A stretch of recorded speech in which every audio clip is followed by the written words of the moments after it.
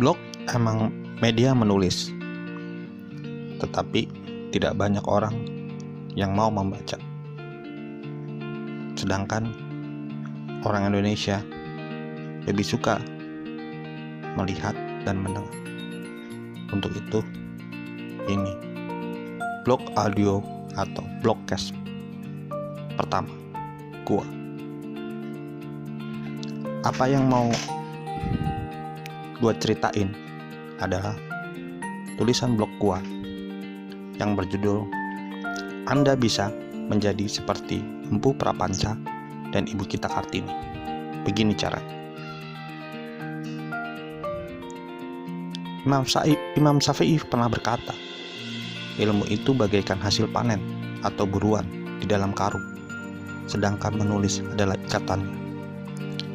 Tahun 2020 menjadi tahun penting bagi pecinta sejarah karena dilakukannya ekskavasi situs Kumitir.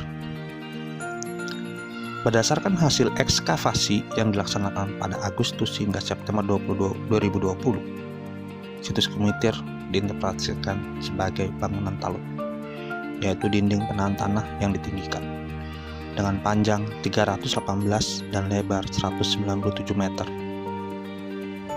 Situs Kumitir diduga sebagai tempat pendarmaan Mahesa Cempaka, kakek dari pendiri Kerajaan Majapahit, Raden Wijaya. Tempat pendarmaan ini berada di dalam dinding talut yang diperkirakan areanya seluas 6 hektar. Lokasi bersejarah ini ditemukan di area persawahan dan kawasan pembuatan batu bata merah milik warga di Dusun Bendo, Desa Kumitir, Mojokerto pada 19 Juni 2020. Awalnya, benda purbakala yang ditemukan terdiri dari tumpukan batu bata kuno yang membentuk struktur dinding bangunan memanjang 21 meter. Bahkan di awal diperkirakan merupakan dinding tembok istana yang kemudian ternyata talut. Nama Kumitir atau Kumeper disebutkan dalam beberapa naskah kuno. Negara Kertagama, Pararaton, dan Kidung Margasari. Kumeper disebut dalam naskah Negara Kertagama sebagai tempat pendarmaan bagi Mahesa Cempaka, Raja Singasari yang meninggal pada 1280 Masehi. Tapi apakah situs Kumitir itu Kumeper? Posisi Keraton Majapahit diperkirakan oleh arkeolog tidak terlalu jauh dari bangunan perdamaan Mahesa Cempaka di Kumeper, yang merupakan batas kota Raja Majapahit sisi timur. Jadi penemuan situs ini begitu penting untuk menemukan lokasi yang tepat di mana Istana Majapahit. Dalam Negara Kertagama, tempat perdamaan di Kumeper ini disebutkan pernah dikunjungi Mahapati Majapahit Wilwatika Gajah Mada. Naskah kuno Negara Kertagama merupakan tulisan dari Empu Prapanca yang begitu terkenal, bahkan masuk dalam buku pelajaran sejarah anak sekolah. Ternyata Anda bisa seperti Empu Prapanca. Bagaimana caranya? Ya dengan menulis. Kota Raja Majapahit seperti apa dapat diketahui di tulisan Empu Prapanca di Negara Kertagama. Kitab karya Empu Prapanca ini banyak menceritakan tentang kejayaan Kerajaan Majapahit, silsilah raja-raja Majapahit, candi makam raja, keadaan kota raja, upacara serada, wilayah Kerajaan Majapahit, maupun negara-negara bawahan Majapahit. Kebesaran dan keadaan kota Raja Majapahit tidak akan terungkap dan hanya akan menjadi dongeng bila Empu Prapanca tidak menuliskan di Negara Kertagama. Empu Prapanca menuliskan keberadaan Majapahit semasa jayanya. Hal tersebut yang memperkuat para ahli sejarah menjadikan tulisan Empu Prapanca sebagai pegangan sejarah, karena tulisannya semasa atau di waktu yang sama di mana Kerajaan Majapahit di bawah pemerintahan Si Raja Sanegara Hayam Wuruk di tahun Saka 1287 atau 1365 Masehi. Catatlah peristiwa penting apa yang kamu lihat hari ini, karena semenit kemudian sudah menjadi sejarah, kata Andri Mascianto. Kita bisa mengambil pelajaran dari Empu Prapanca, agar kita sebaiknya menuliskan apa yang pernah kita lihat dan saksikan dan kedua bola mata kita, mencium aroma dari kedua lubang hidung dan mendengar dari kedua telinga. Bisa jadi daerah yang pernah kita kunjungi akan hilang ditelan zaman dan masa. Sebagai contohnya ialah kebesaran kota Raja Majapahit dan kota Banten Lama, yang disebutkan sebagai kota pelabuhan penting di Asia abad ke-16 dan 17. Tulisan pada saat kita publis mungkin dianggap tidak berguna, tapi bisa jadi pada beberapa tahun, puluhan tahun, ratusan tahun, bahkan abad menjadi pegangan bagi para sejarawan untuk mengetahui jejak dari sebuah kawasan, daerah, atau tempat. Apa yang kita tulis mungkin saja dijadikan patokan hari lahir dari sebuah kota, semisal Atlantis. Bagi para traveler, jangan malu untuk menuliskan jejak kalian saat traveling. Tidak hanya traveler, ada yang pernah mengunjungi daerah tertentu, dapat dengan mengupload foto dengan caption atau keterangan gambar di sosial media, atau kalian tuliskan di Word atau disimpan. Banyak pelancong yang acap kali traveling ke destinasi wisata karena melihat foto-foto dengan keterangan gambar dari teman-temannya di sosial media.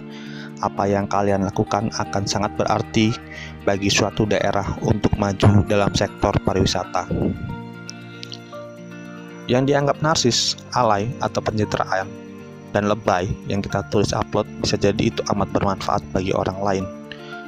Mungkin saja ada yang berkata, narsis, pencitraan, alay. Biarkan saja, karena apa yang kita lakukan bisa menjadi ladang amal bagi kita. Ketika suatu daerah menjadi maju di sektor pariwisata dari tulisan kita dan kemudian menerima manfaat itu, nilainya tidak terhitung termasuk amalnya. Selain Mpu Prapanca, ada juga Kartini yang lebih kita kenal dengan sebutan Ibu kita Kartini. Pemikiran yang dituliskan Ibu Kartini menembus zaman dan bangsa.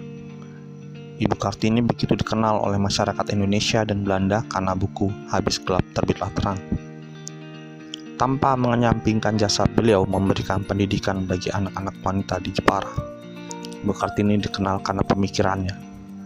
Beliau menjadi perbincangan karena kumpulan surat-surat Raden Ajeng Kartini yang terkenal berjudul Door Lustermis Textlich, Habis Gelap Terbitlah Terang. Surat-surat yang dituliskan kepada sahabat-sahabatnya di negeri Belanda itu kemudian menjadi bukti betapa besarnya keinginan dari seorang Kartini untuk melepaskan kaumnya dari diskriminasi yang sudah membudaya pada zamannya. Pemikiran yang dituliskan itu merubah pandangan masyarakat Belanda terhadap perempuan Jawa pada saat itu. Buku dari kumpulan surat itu menjadi pendorong semangat para wanita Indonesia dalam memperjuangkan hak-haknya. Tidak hanya itu saja, beliau juga menjadi inspirasi bagi tokoh kebangkitan nasional Indonesia, tidak hanya wanita. Salah satu sosok pria membuatkan lagu bagi pahlawan wanita ini. Lagu itu berjudul Ibu Kita Kartini. Pria itu ternyata W.R. Supratman.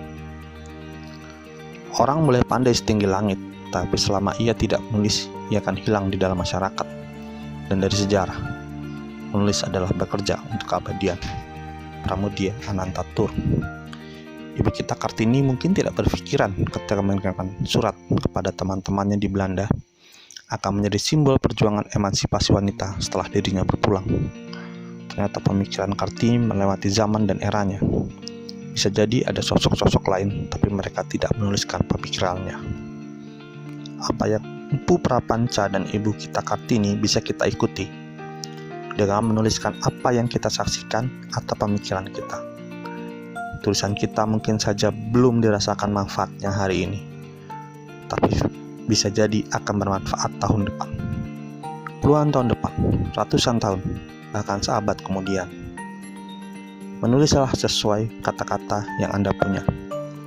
Mpu Prapanca menulis dengan kata-kata hiperbola ketika menyebutkan hanya muruk, yang mungkin saat ini dibilang lebay. Tulisan surat Ibu kita Kartini bisa jadi tidak sesuai KBBI ketika ditujukan kepada teman-teman. Mulai saja terlebih dahulu. Kualitas tulisan akan menyusul. Salam hangat, blogger Udik dari Cikeas, Andri Mastianto. Tulisan ini diupload di Kompasiana pada tanggal 22 September 2020 berjudul Anda Bisa Menjadi Seperti Mpu Prapanca dan Ibu kita Kartini. Begini caranya.